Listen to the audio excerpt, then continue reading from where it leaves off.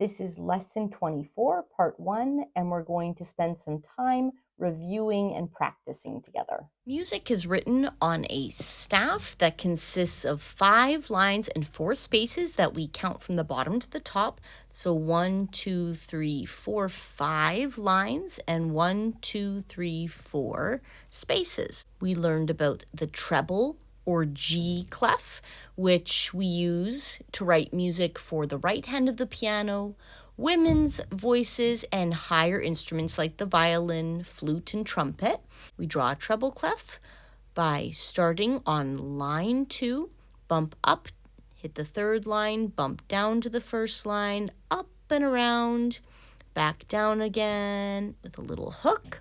And we call this the G or treble clef because if you see the little curly Q action around line 2, we know this line is especially important. If we draw a note head on that line, on line 2, this note would be a G, hence the name G clef. From there, we'll soon learn how to decode all the other letter names on and above and below that staff. We also learned about the bass or F clef, which is used for the left hand of the piano. It's also used for men's voices and for lower instruments like the cello. We draw an F clef or bass clef by starting on line 4, bumping up to line 5, back down like half a heart, stopping just under line 2. Draw a dot next to it in space 4 and another in space 3. We call this an F clef because X marks the spot. If we look at all these dots, they highlight line 4, which helps us to know it's important, and indeed this is going to be an F. And from there, we'll be able to decode all the other pitches on and above and below the staff. We also learned about our basic or undotted note and rest value pyramids. So a whole note is our longest note value, and it's just an open note head. And we can also think of it as being worth an entire pie, a whole pie. We can take that whole note and we can split it into 2 equal parts, and we'll show that by having an open note head with just one thing added, just a stem added. This is going to be a half note, and a half note is worth half as much as a whole note. So it takes 2 of them to equal the same duration or length as a whole note. We can take the half note, we can split it into 2 equal parts, and we just demonstrate this by having a filled-in note head with a stem. And these notes are going to be called quarter notes because it takes 4 of them to equal the same duration as a whole note, or they're worth 1/4 of the value of a whole note.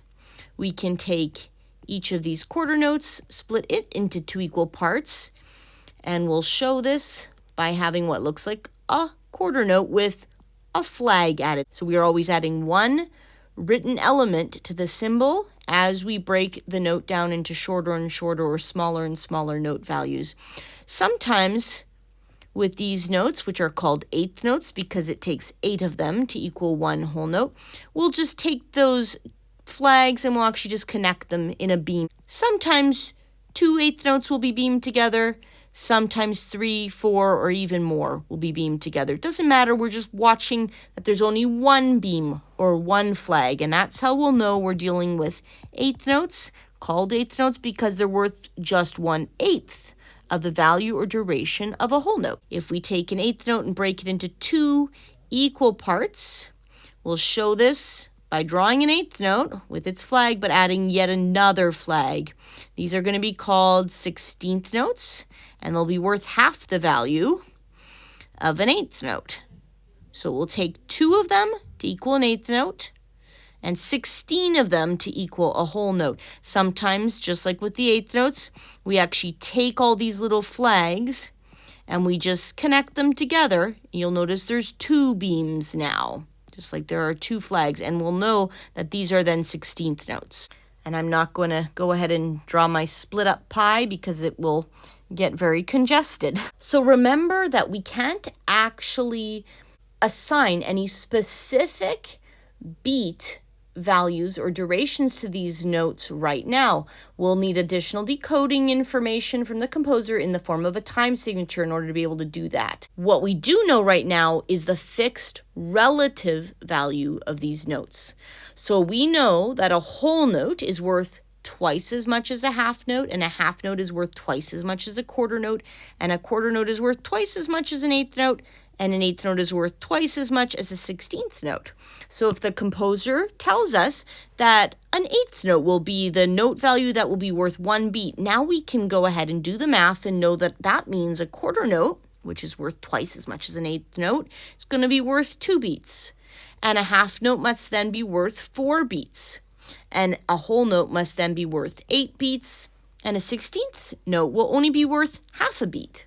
If a composer tells us that a half note is our beat note, a half note will get just 1 beat.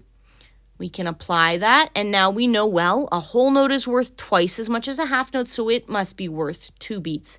And a quarter note is worth half as much as a half note, so it must be worth half a beat. And an eighth note is worth half as much as a quarter note, so it must be worth a quarter of a beat. And a 16th note is worth a half of an eighth note, so it's worth just 1/8 of a beat. Note values are placed on the staff by the composer in order to tell the musicians which notes, pitches, or sounds to play and when to begin and end those sounds. Rests are used by a composer and placed on the staff in order to convey to a musician when to start and stop silences. So just like we had a whole note, we also have a whole rest. And a whole rest looks like a heavy hat, and it will hang from line 4. The whole rest can split into 2 equal parts, and then we get the symbol that looks like a light hat sitting on line 3, and these are called half rests. We can take those half rests, split them into 2 equal parts, and we get quarter rests. And these quarter rests look a little bit like a Z with a fancy swoop. We can take these quarter rests, we can split them into 2 equal parts, and we will see eighth rests, which look a little bit like a swoopy 7. And we can take the eighth rests, split them into 2 equal parts, and we just add that extra little flag to the swoopy 7, and these are going to be our 16th rests.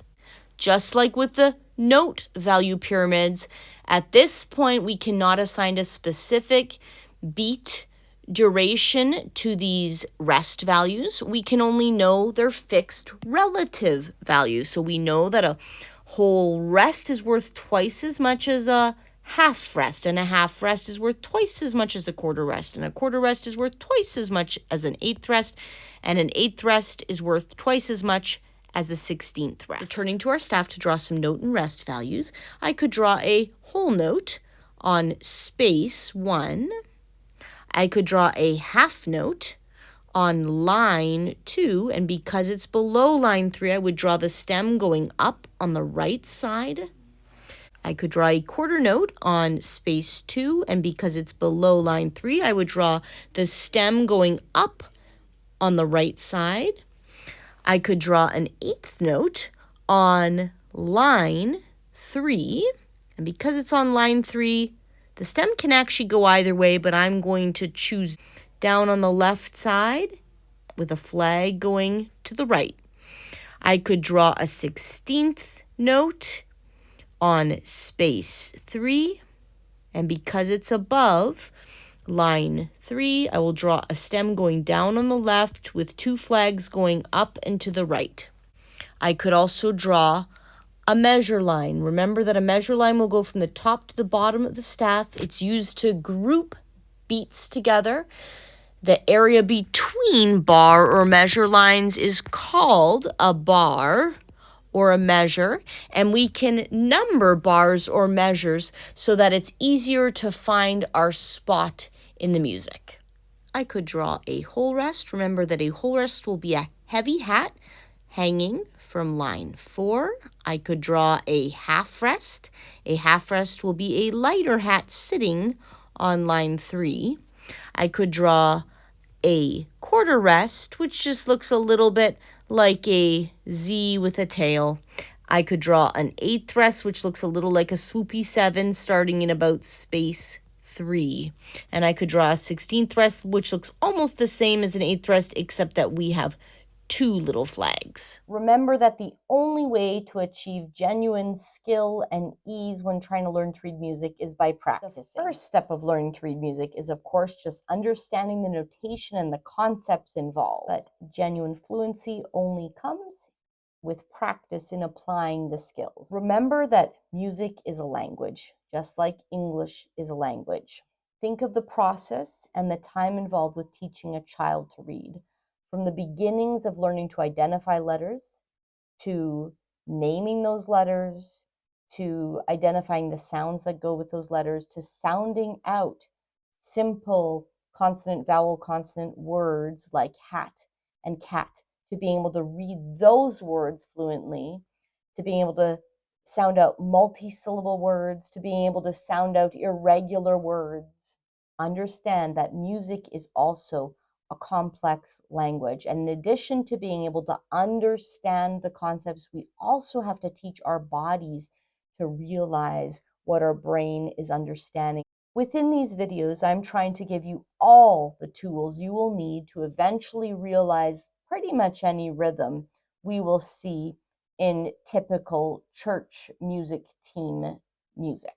That said, some of these concepts like beat subdivisions and decoding more complex rhythms, being able to place notes after rests accurately, I would expect these concepts not to be easy or potentially even at all doable right now for several more months, even with diligent practice. So if you're still at the point of trying to keep a basic steady beat while decoding fairly simple rhythms, I would consider yourself doing very well. If there are any specific topics that you feel you are not understanding or that you're getting stuck on, please let me know and I will try to make a video to address those.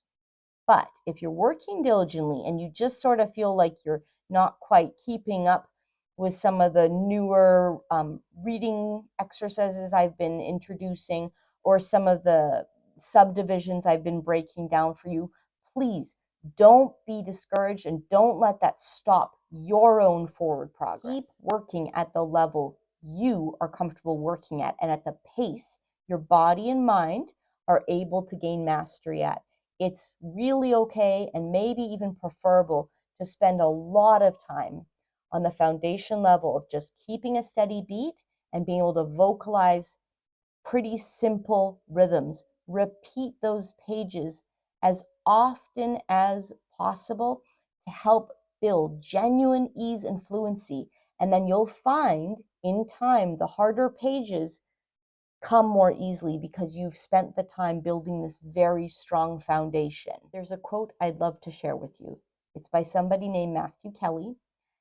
He says, most people overestimate what they can do in a day and underestimate what they can do in a month. We overestimate what we can do in a year and underestimate what we can accomplish in a decade. I've had the privilege of teaching some of my violin students for 10, 11, 12 years sometimes from the time they were very beginners until they're playing quite advanced pieces. Those were usually my diligent practicers, I would call them. So 6 out of 7 days a week and very few breaks in between.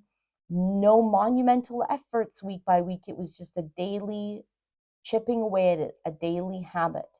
It's astounding what these kids came to be able to play and do on their instruments, from literally not even knowing how to hold it to being able to create genuine music that is just a beautiful gift to share with others. I've also seen this in my own practicing. I've been playing violin for 37 years and I still see growth when I look back 10 years ago or 20 years ago, and it's not always obvious day to day or even week to week or even month to month. But if you look back at how far you've come, you see the progress. I encourage you today to take a few moments to look back at what you knew, what you understood, what you were able to do in terms of reading music when we first started this course together. And if you followed through all the way to here, what you understand now, what, even if it's imperfectly, what you're able to accomplish, what you're able to realize what you're able to tell someone or explain to someone when you look at a page of music now.